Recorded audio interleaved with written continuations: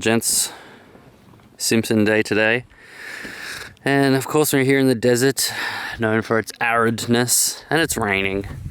It's not raining so bad that I think it's going to make any difference in how the tracks are, or I don't think it'll turn into mud or anything. As you can see, there's no puddles or anything. It's not enough rain to really get any standing water, but enough to just make it annoying for packing up. So, packing up now. Got the sand flag on, ready to roll out. I'm not really getting up that early. We're not in a huge rush. We can take 2 or 3 or even 4 days to cross the Simpson. We've got plenty of time, plenty of water, plenty of food, plenty of fuel. I got like 180 litres of petrol, so should be good. Just about to take off. Got, what does it say there? 425 kilometres. It says 18 hours on Google Maps, probably quicker than that. Tyres are at 25 psi, we'll go down to 16 and a bit, but ready to go. Let's do this. Interesting rubbish disposal out here. Unlock. Whoop! Must just burn it. I'm guessing this cage is to keep the dingoes out of it. Almost there. It's about 150 k's are pretty easy before you actually get into the thick of it. So almost there.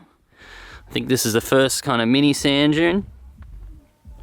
And yeah, this is lots of warnings coming into here. But yep, almost there. So guys, this is the bore. This is Purni bore right on the edge of the Simpson. So these hot springs and man-made lakes, this is what they are basically. So that's a hole that they would have drilled down to 3 to 5 kilometers. So this used to be a big lake until they capped it. That's the cap of the bore. 18 litres per second was coming out when it was open, and 85 degrees Celsius. So it was a bloody hot bore. So this all would have been underwater when it was uncapped, and it would have been hot. But now it's capped because they don't want to drain the artesian basin. And yeah, pretty cool. Well, gents, in the sand dunes now. Just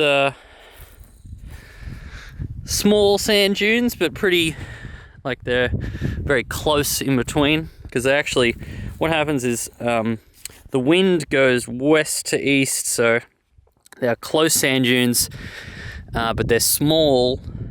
And the further you go, there's bigger distances in between, but the sand dunes get bigger. So as you can see, these sand dunes are only a couple meters big, but very close. You can see like 3 or 4 in this couple 100 meters, but when they get further down, there's 500 meters in between, but they're 40 meters tall, so pretty cool. Haven't used any fuel yet. Doing very good on fuel, only using 14 liters per 100 Ks. So that's pretty normal for the Jeep. So still in 2-wheel drive, no problems. This is where they turn off to the Rig Road and the French line, Birdsville 330 Ks, Popples Corner 170. We've just come through the turn off to the Rig Road, which is an old clay-capped road where trucks used to go down. And since then it's gotten harder. Had to go on a forward drive. It's very bouncy, and it's starting to get good. You might find a hole, Pete. Is that Toby? Yeah, pull over. 10 cars coming through, so it might be here a while. Roger, mate. Yeah, we got 10 in our party, so. Well, the girls are driving. So you guys come from today? Come from Dalhousie this morning. What time did you leave there? Pretty lazy 10 AM. It's been a pretty good ride all the way through. It's very easy. After they turn off to the Rig Road, it gets very easy from here on. Right, gee, where you heading to Birdsville, Buzz? Yeah, heading to Birdsville. We're gonna camp the night though, before we get to there. Yeah, we camp for a couple of nights. So you're gonna go along the French line or the WAA? The French line. Yeah, mate, about 150, 160 k's in. She gets fairly rough, but you'll spend a couple of nights in the desert on the way across there. Yep, no problems. How many cars is that? Couple nights, eh? Whoa, look at the Iveco. Ah, that's what something you need, man. Freaking hell. It's an old person. Did you say 2 hours? Well, 3/4 hours he left our house in Christy Lee.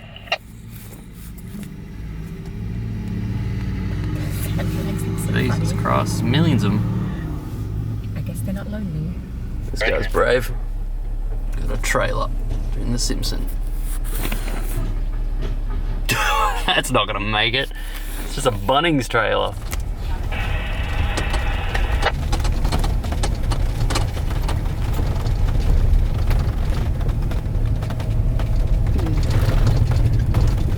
Alright.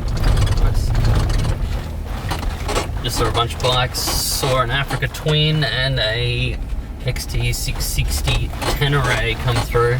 It didn't look unsupported though, because they didn't seem to have any gear on them. I mean, I think the Africa Twin, you could almost do this on the stock tank, but I'm guessing they've got...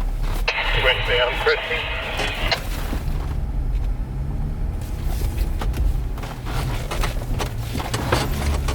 Westbound Christy. Yeah. You can do it. Thanks, mate. There's 2 of us in this party, and there's a white cruiser with a camper not far behind us. Awesome. Yep, no one behind me. I'm all on my own.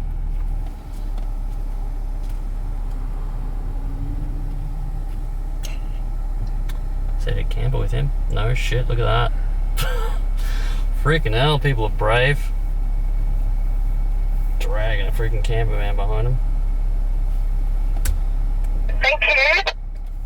That's alright.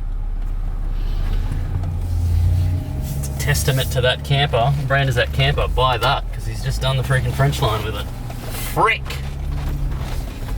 Back to the washing machine.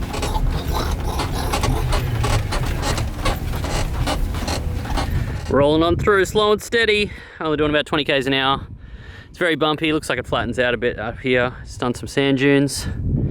Red sand, back into the red sand. Always good. But yeah, slow and steady. But not an issue, plenty of fuel, plenty of water, plenty of food. If it takes us 3 days to get through, that's all good. Doesn't matter. This is why you don't bring trailers into the Simpson. Because they break and you have to leave them. RIP! Just stopped for a little rest, cooking up some toasted sandwiches.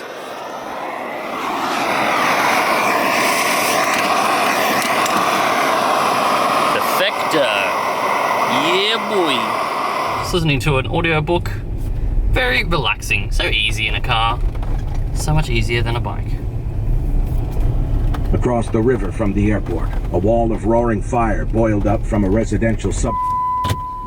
First soft sand dune that requires low range for us and a bit of speed.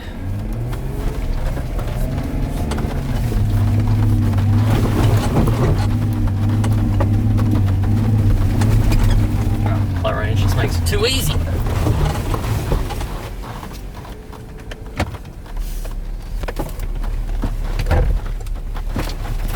Sand dunes are getting bigger. Just about to come down this one now. I've had to use low range once. There's bigger and bigger distances in between the sand dunes.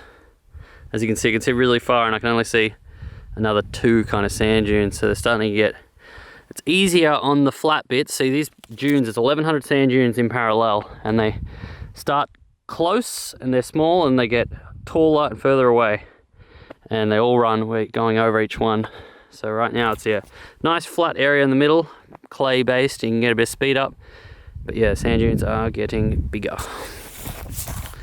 Doing good on fuel, all good.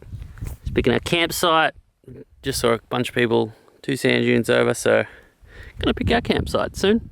Well, I get a picture. So this is the French line. We are just over here. Sun's just going down, it's about 5 PM.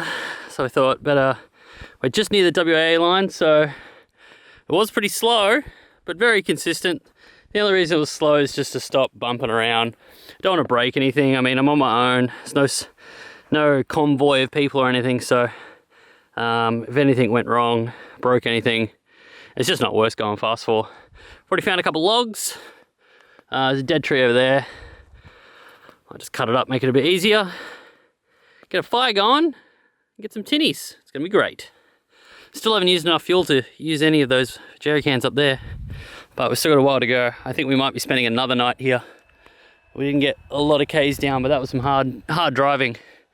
Sand dunes have just gotten to the point where I actually need to give it some speed and stuff. I can't just crawl up it, so starting to get good. Still excited though. Much easier in a car than a bike, that's for sure. Fire's going. Man, wood burns so easy out here. Remember that stupid video where I was trying to get a fire going, freaking -6? This wood is so dense because it just takes so long to burn. I mean to grow, because there's no water out here. There's the sunset over there. Lights are going good. I did have to duct tape them on because my shitty way of mounting them didn't work too good, but my ox beam lights still survived. Got some lights on the side here, which make it good for setting up camp. But yeah, cook some steaks, drink some Jack Daniels and cola.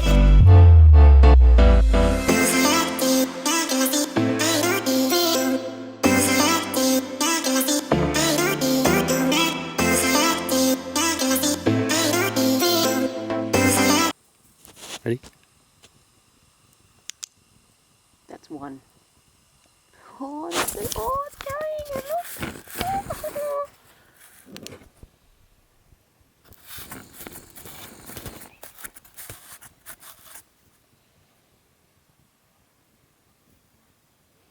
You said there was like 6. Yeah, there's heaps in there. Look, that one's He's just eating it there. Bye-bye. okay. Wait. He's just eating his bit of bread. I think he thinks he's hidden in there, but he's not. We can see you, buddy. He's so cute. With his big ears and his big tail and his little hands. This one's so great. Doesn't give a fud, he's a fatty.